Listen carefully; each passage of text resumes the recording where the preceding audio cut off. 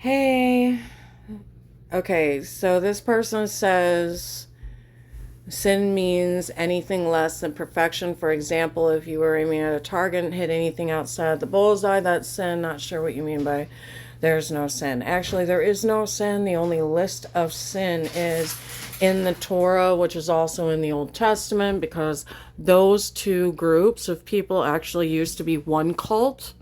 And now there are two separate cults because that particular cult no longer wanted to operate exactly the same way. So they actually are a spinoff and they're called Christians. Anyway, and those people wanted to do a lot of things. Their definition of sin is actually listed in the commandments. And then the new group church, all those people, they do like the top 10 they've decided are commandments, such as thou shalt not kill, don't lie, don't covet your neighbor's wife, that kind of shit, which they do anyway because they're like hitting on their friend's wife, or these people do this or they do that, and blah, blah, blah. But anyway, in this particular situation, you are looking at whatever you think is sin based off of the reflection of what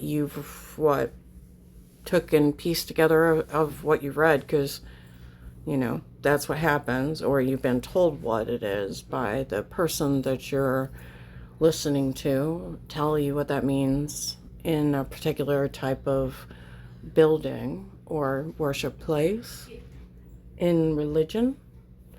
But then again, sin is based off of those commandments. And then, of course, whatever your Christian righteous judgment is. Oh, anyway, you're wrong. It already tells you. It's just obvious. Wash your hands.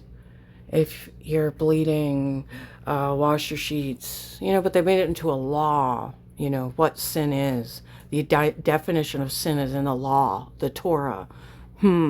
That still exists because you pull from it, thou shalt not kill, commit adultery, all these things. The thing is because it fucks with people's minds, wills, and emotions, but then again, I digress, but not really. Good day.